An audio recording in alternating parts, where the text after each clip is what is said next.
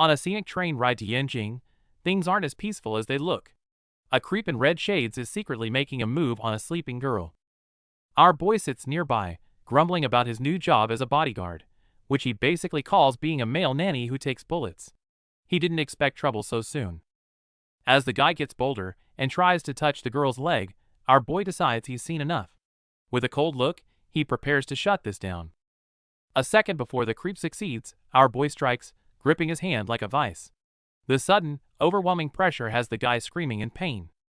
Unfazed by the guy's threats, our boy casually chats about finding work in Yanjing while bluntly exposing the man's pathetic harassment tactics. Suddenly, a mysterious blue light flashes from our boy's ring. He starts reciting the creep's dark secrets, from childhood bedwetting to voyeurism, terrifying the man. Completely broken by our boy's mysterious display, the once arrogant jerk scrambles to flee the carriage, desperate to get as far away as possible. The girl he saved, Lon Curson, is intrigued and even asks him to read her fortune. Our boy plays it cool, telling her that fate shouldn't be spoiled. When Lon Curson asks for his contact info, our boy kills the vibe by admitting he doesn't own a phone. They part ways at the platform, leaving things open-ended. Finally in Yanjing, Uncle Wang and the bodyguards are waiting with a giant sign for Yichio. Our boy's new life as a high-stakes protector starts right here. In the crowded station, our boy Yichio finally finds Uncle Wang. However, his incredibly casual way of introducing himself leaves everyone speechless. Facing Uncle Wang's interrogation about his nose picking, our guy calmly explains himself. Despite the awkward first impression, he is indeed the chosen bodyguard. After verifying his identity, Uncle Wang drives our boy to the luxury villa. Having lived in a village his whole life, the grand estate leaves him in total awe. The scene inside is even more shocking. His employer, Tanghua, is lounging on the sofa reading comics, and she is instantly repulsed by his rustic appearance. Tanghua throws a tantrum because our boy stepped on her expensive floor, demanding he be kicked out. Just then, the sophisticated Shin Monong steps in to test him.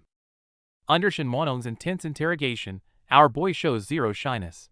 Instead, he looks around casually, staring at her with bold curiosity. When asked about his skills, our boy confidently claims he's a fighter. This only causes the ladies in the villa to burst into laughter, clearly not taking him seriously.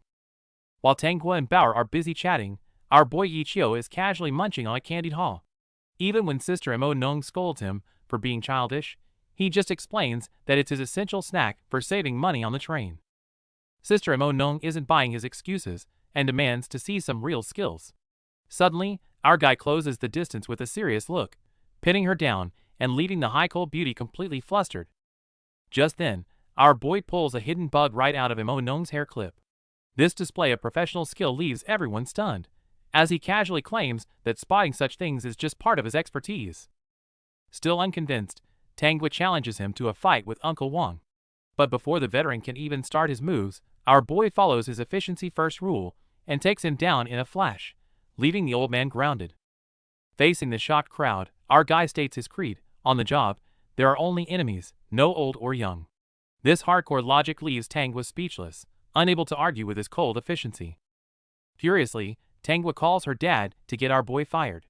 She rants about how unprofessional Yichio looks, only to find that her father's attitude toward the new bodyguard is far from what she expected. To her surprise, her father ignores her complaints and reminds her that Yichio is a top-tier master he worked hard to recruit. Tanghua is left in tears after the stern rejection. Unable to get rid of him, Tanghua storms off to go racing. Mo Nong leaves to rest, while a wounded Uncle Wang hands over Tanghua's files, finally acknowledging our boy's formidable strength. With the others gone, the mischievous Bauer leans in with a wicked grin. It's clear she's cooking up a prank for our boy, meaning his life in the villa is about to get a lot more interesting. Our boy just arrived at the Tang estate when the mischievous Lin Bauer approached him, insisting he freshen up. Despite the suspicious glint in her eyes, he followed her to a room marked with a butterfly icon. As the door opened, our boy was stunned. The room was filled with pink decor and plushies, clearly a girl's bedroom. Bauer just acted innocent, leaving him wondering if city folks just have very peculiar tastes. Assuming it was all arranged, our boy relaxed on the plush bed before jumping into the luxury bathtub. He even started singing folk songs, totally unaware that trouble was brewing right outside the door. Just then, the heiress Tanghua returned from her drive. Complaining to Bauer, She headed straight for her bathroom to wash off the day's stress, never suspecting someone was already inside. The door swung open, and the two froze. With our boy still clutching a rubber ducky, Tangua's eyes widened in horror. Her ear-piercing scream echoed through the entire villa, making a bad situation much worse. Hearing the commotion, Shin Monong rushed in, only to find our boy huddled in the tub. Between Tangua's frantic crying and the chaotic scene, our boy was instantly branded a pervert with no way to explain himself.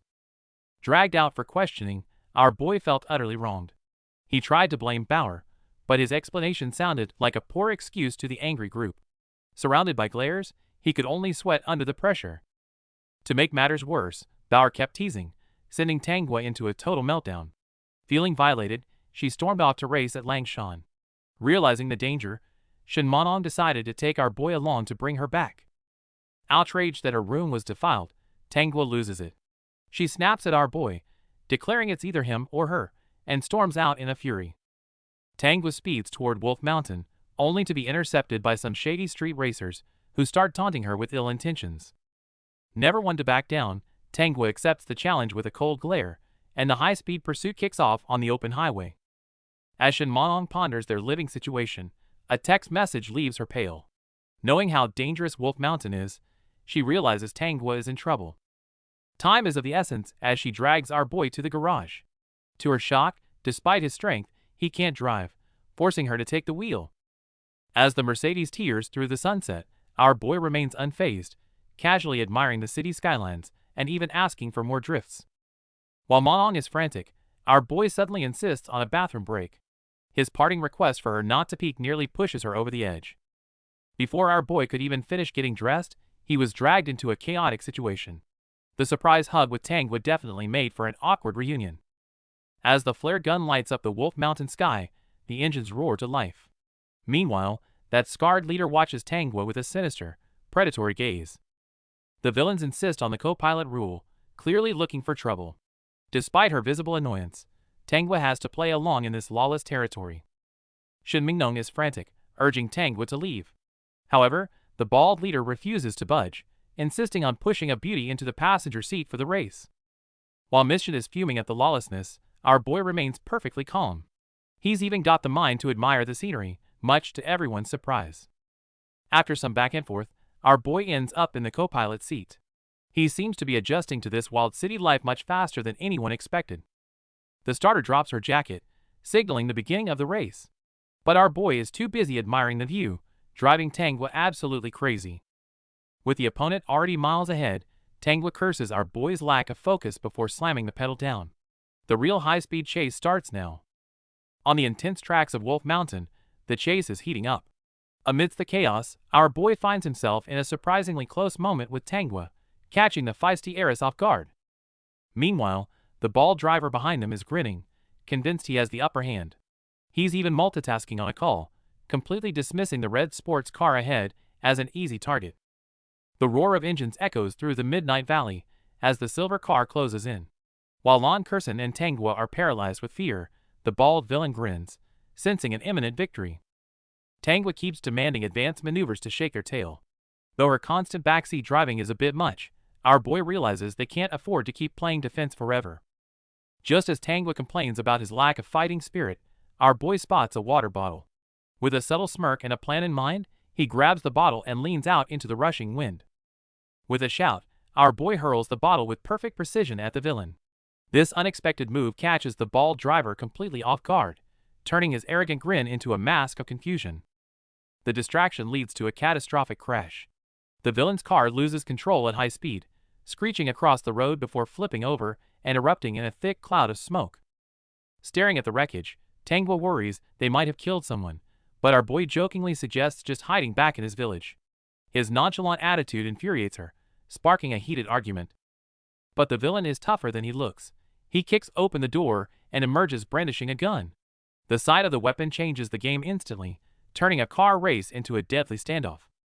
Despite his skills, our boy plays it safe under the gun's threat, quickly pulling Tangua down into a squat. The villain reveals he knows exactly who she is, hinting at a much deeper conspiracy. While keeping them cornered, the bald man calls for backup through his headset. With their car disabled and more enemies on the way, How will our boy lead the girls out of this mountain trap?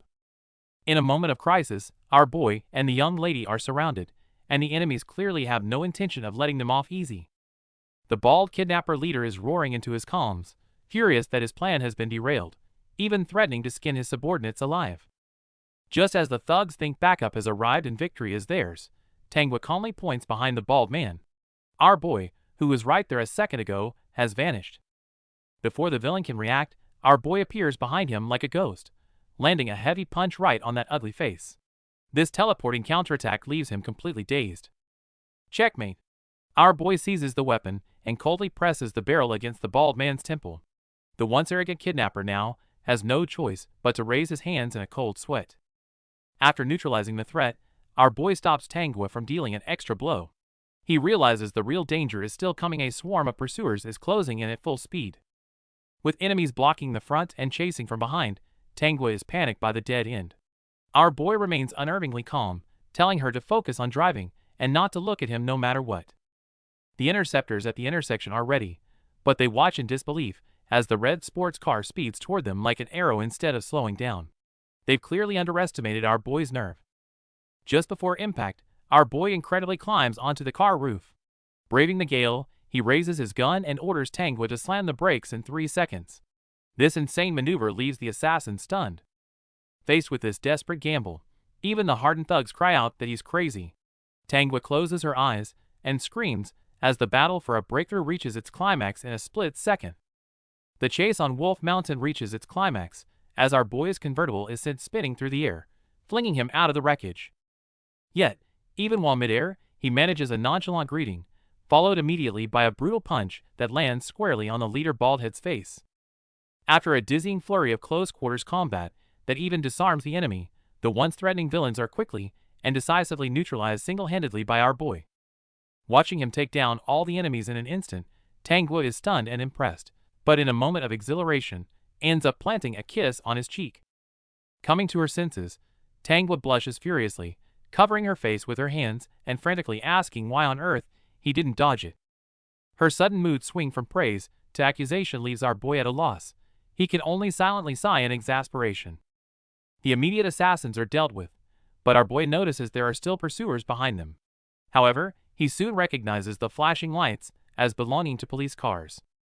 It turns out Shinmonong had called the police, and their timely intervention finally puts an end to the high-speed car chase.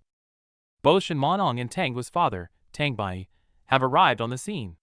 The father clasps his daughter's hand tightly, overwhelmed with relief and concern. Tangbai then approaches our boy, formally and sincerely expressing his gratitude for protecting his daughter, his words full of appreciation. Our boy responds to Mr. Tang's apology with grace and understanding, assuring him that he isn't bothered by Miss Tang's willfulness. The police arrive to wrap things up, while Tangwa is taken home by her father and Shinmonong. The thrilling kidnapping ordeal finally draws to a close, leaving our boy quietly watching them leave. The scene shifts to Tangwa safely arriving home, where a young man in sunglasses suddenly gives her an affectionate hug from behind, causing the young lady who just went through an ordeal to sport a surprised expression all over again. Fresh off the train and starving, Lin Bauer was complaining bitterly. Shinmonong, with a wave of her hand, promptly directed our boy to the kitchen, telling him to cook for himself. Our boy didn't hesitate, quickly getting busy in the kitchen. Before long, the delightful aroma filled the entire villa, making it feel lively and inviting. Tangwa wasted no time in criticizing our boy's style, bluntly calling his clothes and hairstyle too low, leaving him stunned, hands in his hair, completely shocked. The girls nearby seemed to be animatedly discussing popular hairstyles. Unexpectedly, Tangwa wasted no time, picking up scissors and a comb to personally cut our boy's hair. It seemed she was determined to give him a complete makeover. Meanwhile, Lin Bauer and Shinmonong found a clothing store still open late at night. Shinmonong explained it was a members-only store, with purchases recorded on a card, seemingly implying new outfits for our boy. Lin Bauer's imagination ran wild as she excitedly speculated on what kind of hairstyle Tangwa would give our boy, picturing everything from cool spiky hair to slick-back styles, and even a bowl cut. Unlike Lin Bauer's wild conjectures, Shinmonong was far more practical. She urged everyone to hurry, quickly deciding on one casual suit and 2 formal ones before heading back. An impatient Lin Bauer still wanted to guess our boy's new look, but Shin Manong told her to wait and see. As soon as they got home, Lin Bauer couldn't wait, eagerly urging our boy to quickly reveal Tangua's masterpiece. The moment our boy, with his new look, made his appearance, Lin Bauer's eyes widened instantly, her cheeks flushed, as she blurted out in surprise, "Who is this? So handsome." This clean-cut, incredibly handsome young man was none other than our boy, completely transformed by Tangua. He even sported a confident smile, as he gently embraced Tangua from behind. Just then, Shin Manong entered, seeing Lin Bauer's unusual reaction, and asked with a puzzled look, "Bauer, what's wrong? What handsome guy?" She quickly realized our boy was shirtless, wearing only cartoon shorts. Our boy explained that Tangua had deemed his clothes too dirty, and told him to take them off to wash, so Shin Manong promptly handed him the new clothes she just bought. After putting on the new outfit, our boy actually looks like a professional high-end bodyguard. However, he seems quite uncomfortable, clearly not used to being dressed up like this. While Tangua criticizes his lack of style, our boy's eyes nearly pop out when he hears the suit costs over 5,000.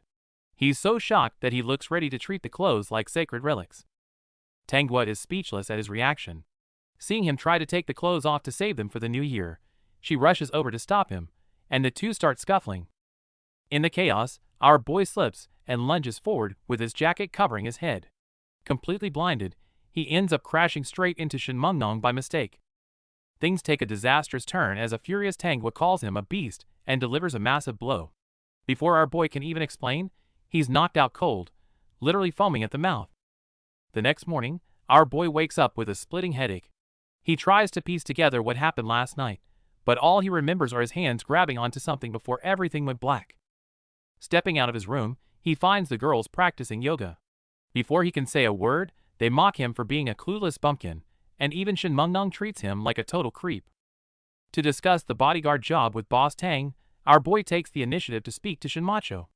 Unexpectedly, the skeptical yet courteous CEO agrees to give him a ride in her car. Inside the car, our boy sincerely apologizes for his previous rudeness, then pivots to his characteristic praise for Shin Macho's unique and comforting natural fragrance, making the atmosphere even more awkward. The car arrives at the towering Tang Group building, where Shin Macho promptly asks our boy to get out. Left on the curb, he ponders how he's supposed to get back later. However, when our boy tries to walk straight into the Tang Group building, he's immediately stopped by the security guard at the door, who makes it clear that not just anyone can waltz in. The guard asks who our boy is looking for. When he says, "Tang Bai," the guard is stunned and asks which department he's in, claiming never to have heard the name. Just as the situation stalls, a poised purple-haired woman, a colleague of Wang Bo, happens to pass by. Hearing "Tang Bai," she immediately understands and respectfully bows to our boy, addressing him as "Chairman's guest." The security guard beside them starts sweating bullets, his brain short-circuiting. Soon, our boy is escorted straight to the chairman's office. Mr. Tang Bai seems unsurprised by his visit, smiling and asking him to sit, complimenting him on looking more spirited than last time. Mr. Tang gets straight to the point about his daughter Tangua, admitting he spoiled her a bit and hoping Yichio can be patient with her. Our boy replies that Tangua is not bad at heart, just sharp-tongued but soft-hearted. Surprised and pleased by Yichio's insight, Tang Bai suggests he take a proactive approach to win over Tangua, stating this will both accomplish the job and better ensure her safety. A plan seems to instantly click into place in our boy's mind. Tang Bai revealed to our boy that Jean Hailey, a business rival, was eyeing the Wolf Mountain development zone. This immediately put our boy on alert, as Wolf Mountain was the very place where he and Tangua had experienced a kidnapping before. Following this, Tang Bai dropped another bombshell, announcing that he had arranged for our boy to enroll at Mizuki Academy with Tangua and Lin Bauer. Though meant for Tangua's protection, this meant our boy was about to officially start his university life. Puzzled by Tang Bai's comprehensive arrangements, our boy wondered why he was being treated so kindly. Tang Bai gravely replied that it was old Mr. Ye's request, and he would not hesitate to even hand over his company if asked. Upon hearing Tang Bai mention old Mr. Yi, a complex emotion flickered in our boy's eyes, as if he was contemplating a deeper reason behind everything. To ensure our boy settled into university life, Tang Bai specially handed him a black card with $1 million overdraft limit for daily necessities. Such generosity caught our boy by surprise and left him quite astonished. Right outside the school gates, an elderly man with gray-white hair suddenly collapses unconscious. As a crowd gathers, a young man taking charge urgently asks everyone to step back and maintain air circulation. Our boy immediately instructs a security guard to buy specific needles and alcohol. While everyone watches anxiously, he prepares to apply his family's medical arts. An elderly, scholarly-looking man nearby observes him with keen interest. With intense focus and beads of sweat on his forehead, our boy precisely inserts the fine needles into specific points on the elderly man's face.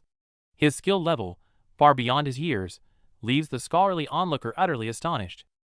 As the treatment concludes, the collapsed elderly man finally regains consciousness. His grandson, Xiao Shuang, who had been anxiously waiting, holds him tearfully, visibly relieved that the crisis has passed. The old man insists on bowing deeply and formally acknowledging his savior as an honorary elder brother, a gesture of profound gratitude that leaves even his grandson, Xiao Shuang, momentarily flustered. However, our boy simply waves it off calmly as no big deal. Yet when the old man insists on presenting him with an ancient-looking string of green beads as a token of thanks, a flicker of surprise passes through his eyes. After saying goodbye to the grandfather and grandson, our boy is about to leave when a senior student with shining eyes and a faint blush stops him. She asks a question with hopeful anticipation that's both surprising and slightly amusing. The senior student leans in and asks excitedly in a low voice, "Genius, doctor, I heard that acupuncture can enhance breasts, right?" Faced with this unexpected consultation, our boy can only manage an awkward yet polite smile. After finally slipping away from the crowd calling him a genius doctor, our boy realizes how tiring it is to walk home. He figures that since he's officially a millionaire now, he's definitely taking a taxi next time. Before even reaching the door, our boy spots an unfamiliar black car parked outside. Sensing something is off, he cautiously peers through the gap in the door to see what's going on inside. Inside, Baeksun, a wealthy heir from the Bei family, is pressuring Shinmonong.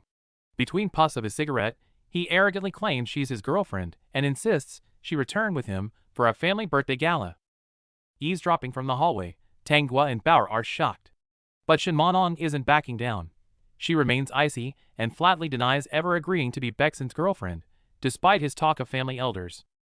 Seeing her resolve, Baeksun starts rambling about pursuing happiness, acting as if he's being generous by offering to woo her again. His sheer audacity is almost too much for the eavesdroppers to handle. However, Monong shuts him down completely with a firm "I don't like you." This blunt rejection leaves the arrogant young master stunned, desperately asking what shortcomings he needs to fix. Watching the high and mighty villain fail so miserably is comedy gold. Unfortunately, Lin Bauer finds it so funny that her laughter accidentally alerts Baeksun to their presence at the door. Since they've been spotted, our boy steps out to face the music. As a furious Baeksun demands to know who he is, Tanghua quickly intervenes, calling him Yi Xiao to boost his prestige for the upcoming confrontation. To help Mo Nong out of a jam, our boy is playing the role of a prestigious young master. Baeksun, a wealthy heir from Suzhou, seems completely intimidated by his aura and is humbly introducing himself. While Mo Nong looks on in shock, our guy remains calm, casually making up a backstory about his family's antique business. This mix of truth and lies leaves Baeksun guessing and unable to figure out his true identity. Baeksun tries to curry favor by bragging about his silk business, but our boy shuts him down immediately, even complaining about his smoking. Having lost face, Baeksun gloomily puts out his cigarette and makes a quick exit. As soon as the nuisance leaves, the tension breaks. Tanghua excitedly hugs our boy, teasing him that his acting deserves an Oscar, while Mo Nong feels a wave of warmth seeing how reliable he truly is. Faced with their concern, Mo Nong finally opens up about her struggles. She came to Yanjing alone to escape an arranged marriage. Seeing the pain behind her cold exterior, our guy falls into deep thought. Tanghua and Bauer vow to support her, and a touched Mo Nong offers to cook dinner for our boy.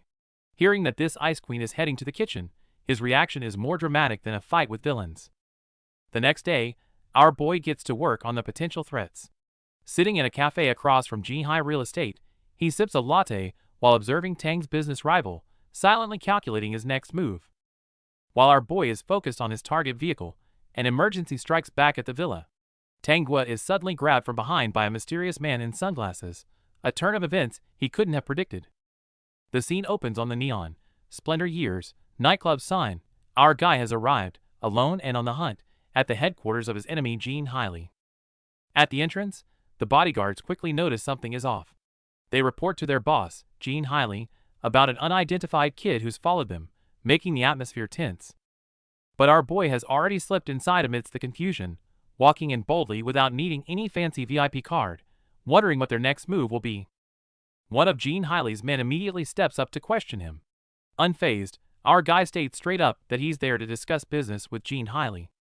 The goons clearly don't buy his story. The brown-haired female bodyguard takes swift action, binding his hands with a rope and escorting him upstairs to a VIP suite.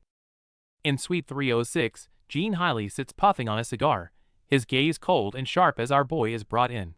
The first question out of his mouth: "Who sent you?" Our boy finds this hospitality rather cheap. Gene Hiley, however, sees him as just a bold and ignorant kid, giving one final warning while demanding a confession.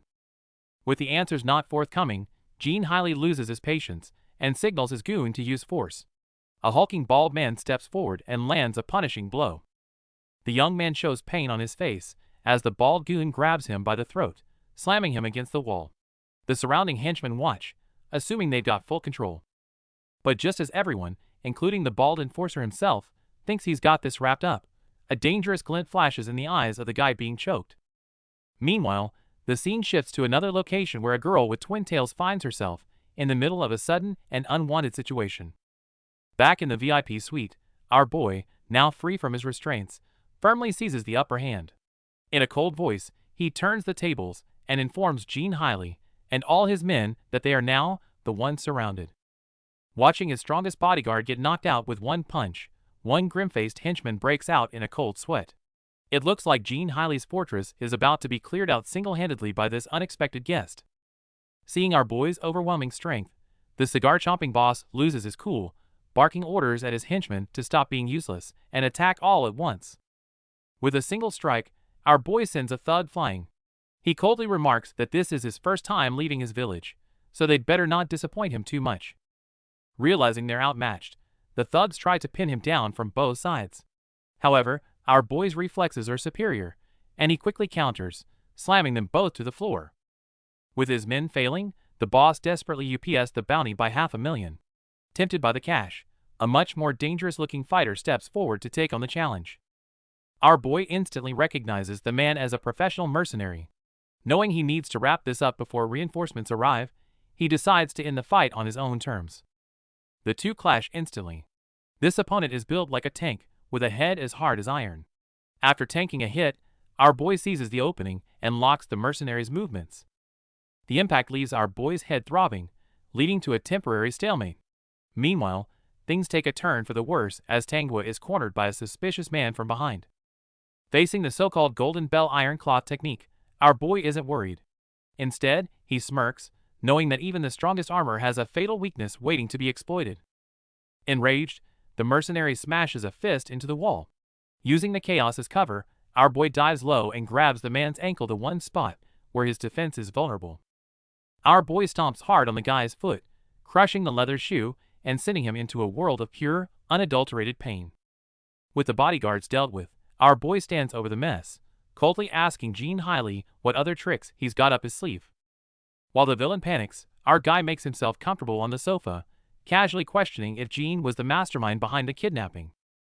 Stripped of his arrogance, Gene Hiley begs for mercy, swearing that despite their business rivalry, he had nothing to do with the Wolf Mountain incident.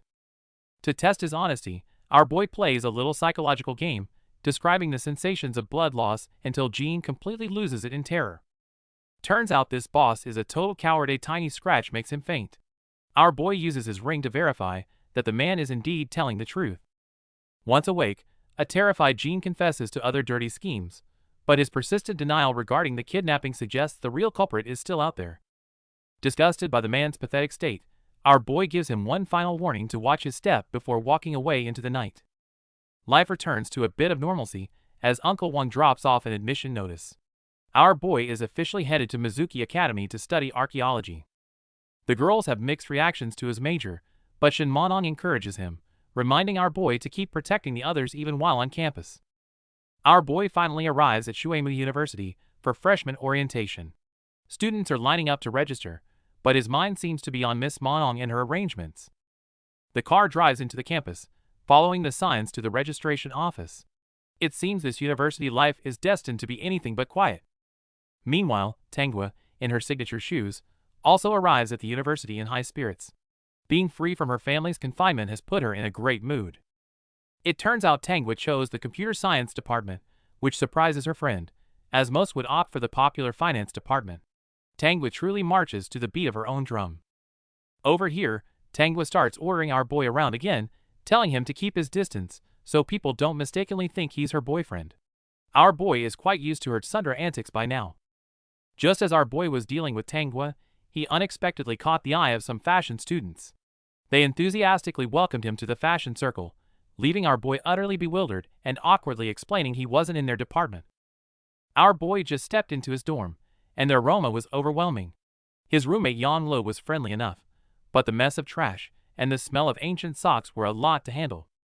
Seeing the floor covered in crumpled paper, our boy gave a suspicious look. Yahello hurriedly explained they were just for his nose while doing a quick cleanup. Dorm life is off to a wild start. After meeting his roommates, our boy learned about an archaeology department meeting. Though the dorm was rough, the quiet department was the perfect cover for his secret investigations. Our boy glanced at his shadow ring. This was the real reason he chose archaeology. By 1:50 p.m., the freshman orientation began, and he arrived at the hall right on time. The archaeology department turned out to be incredibly lonely, with few students and a gloomy atmosphere. The teacher tried to use humor, but the students looked like they were about to cry. Suddenly, a latecomer appeared at the door. Our boy was stunned to see Lon Curson, the girl he had saved on the train. He never expected they'd end up in the same department. Seeing a pretty girl, Yahello got excited and tried to call her over. But after scanning the room, Lon Curson's eyes locked right onto our boy with a bright smile. Lon Curson walked over to greet him, instantly making our boy the target of every guy's jealousy. His plan to stay low profile was ruined, and his chaotic campus life had officially begun. After a grueling 3-hour meeting, a female classmate invites our boy over, but his roommates quickly swarm him, crowning him the legendary leader of Dorm 518. It turns out his roommates have been single for 18 years and are desperate for his flirting tips. To celebrate their new boss, they suggest hitting a skewer stand for dinner. Before agreeing, our boy has to check in with his boss, Tanghua. Coincidentally, she messages him to handle dinner himself while she enjoys a night out with her sisters. Seeing our boy lost in thought over his phone, the roommates get incredibly jealous, teasing him that it must be a sister-in-law checking up on him. The crew arrives at the food stalls early to beat the crowd. After a few rounds, De Zhuang starts boasting that he can handle 5 more bottles of spirits without breaking a sweat. As they're bragging, a group of uninvited guests arrives. Leading them is the same loser from the train, clearly looking for a rematch to reclaim his lost pride. Despite the aggressive provocation, our boy remains calm. He suggests taking the fight outside, while his nervous but loyal roommates step up to back him. Touched by his roommates' courage, our boy smiles and tells them not to worry. In his eyes, these thugs are nothing more than minor nuisances. Just as the fight is about to start, Tanghua suddenly appears. Her cold reprimand stops everyone in their tracks, leaving our boy and the thugs completely shocked. Facing Tanghua's heated lecture, our boy remains quiet. She scolds him for being reckless, but beneath her fiery temper, it's clear she's just worried about him. Just then, an arrogant guy tries to pick a fight, only to be instantly suppressed by our boy's aura. Yichio forces an apology and playfully threatens to make him famous schoolwide. Our boy handles the provocation with ease, even offering the villain a way out. This calm confidence not only shuts his opponent down, but also catches Tanghua's attention. Despite the underlying tension at dinner, our boy stands firm for his client. Tanghua acts cold, but her gaze reveals she's already accepted Yichio as one of her own. Bauer keeps teasing them, while Lon Curson watches from afar. In the crowd, a wealthy heir named Yahello eyes our boy maliciously, clearly plotting something. At the table, Yahello and his crew start plotting. While they whisper about how to embarrass our boy, Yichio stays perfectly relaxed, looking like he's just there for the food. Sure enough, Yahello approaches with a drink, pretending to be friendly. He chooses a strong liquor to try and outdrink our boy, unaware that he's walking into a trap. After several rounds of heavy liquor, Yang is starting to lose it. Meanwhile, our boy is sober as a judge and even begins to counterattack, leaving all the girls stunned by his capacity. With Yang flushed and sweating profusely, our boy calmly asks if he'd like another. This drinking battle has become a total blowout, completely crushing the villain's pride. The party is heating up, and someone's looking for a drinking challenge. Our boy doesn't hesitate to step up, remaining calm, while his opponent looks way too overconfident. To everyone's shock, our boy starts double-fisting 2 bottles at once. This insane drinking style leaves the bystanders completely stunned, their faces plastered with disbelief. Even Tanghwa and Lin Bo are speechless. His tolerance is truly bottomless. This move doesn't just intimidate the room, it also puts the worried girls at ease. The trouble isn't over, as the sword losers try to switch to much stronger alcohol. Our boy just sneers and breaks out the heavy-duty ergodu, ready for a real showdown. Taking it up a notch, our boy actually lights his drink on fire. Gulping down the flaming liquid, he looks like a human flamethrower, utterly terrifying his opponents. The arrogant lackey is forced to drink the flaming concoction himself, but he quickly hits his limit. His face turns pale. Clearly, he's no match for our boy's grit. The opponent eventually collapses in a humiliating heap. Though the drinking duel is won, the suspicious glares from the crowd suggest this campus drama is far from over. Facing a medical emergency, our boy remains perfectly calm. He sends Yahello to get medicine, while discreetly using the cold energy of his Shadow Soul Ring to temporarily stabilize the patient's condition. Yahello soon rushes back with the medicine. Our boy gives precise instructions on how to take it, and his professional aura leaves everyone stunned by his hidden medical expertise. Afterward, a skeptical Tanghwa asks why he never mentioned his medical skills before. Our boy simply shrugs it off with a look of innocence, reminding her that she never bothered to ask. When Tanghwa mentions she has a stomachache, Lin Bauer jumps in with a mischievous suggestion asking our boy to perform acupuncture for breast enhancement. Tanghwa is instantly triggered by the teasing. School finally ends, and while our boy plans to head back early, his enthusiastic roommates insist on hanging out more. He can only manage a polite smile while dealing with their rowdy energy. Back at the villa, Shin Monong is surprised to see our boy survived his first day under Tanghwa's watch. He tries to offer to cook supper, but a grumpy Tanghwa quickly shuts down the idea. Still feeling restless, Tanghwa suggests heading to a bar. This is uncharted territory for our boy. Despite his cool exterior, he's actually quite clueless about the city's nightlife. Under the city lights, they arrive at Legend. Confused by the basement entrance, our boy innocently asks about special services, earning him a sharp scolding and an idiot label from Tanghwa. Our boy brings the girls to a lively club in Yanjing, but the music is so loud it feels like an earthquake, leaving Tanghwa completely overwhelmed by the noise. The club's atmosphere is electric, with stage performances driving the crowd wild. Even our boy, who's seen it all, is getting hyped by the spectacle. They move to a private KTV room to keep the party going. Faced with a table full of snacks and a large menu, our boy finally finds his comfort zone. The mischievous Lin Bo grabs the mic first, kicking things off with some upbeat student songs that immediately lift everyone's spirits. Tanghwa follows suit and takes her turn singing.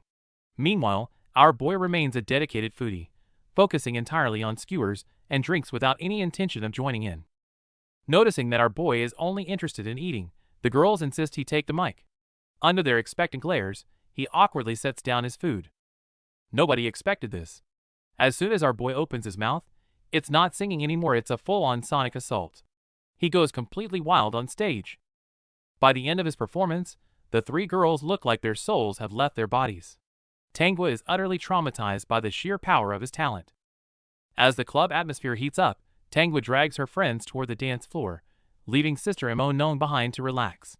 Even in this chaotic setting, our girl isn't the least bit worried. Our boy naturally follows close behind. The dance floor is packed, and the music is deafening. As the DJ drops the beat, the crowd erupts into a frenzy of music and adrenaline. As expected, creeps start making moves in the dark. Seeing her friend harassed, Tanghwa pulls our boy forward as a shield, ordering her bodyguard to clear out any wandering hands. In the chaos, a sudden shove pushes our boy and Tanghwa tightly together. Despite her usual bravado, the sudden proximity leaves the young heiress blushing furiously. Over at the bar, a pink-haired beauty is being hounded by a persistent rich kid. His cliché routine of drinks and thorny roses isn't working. It's only making her more annoyed.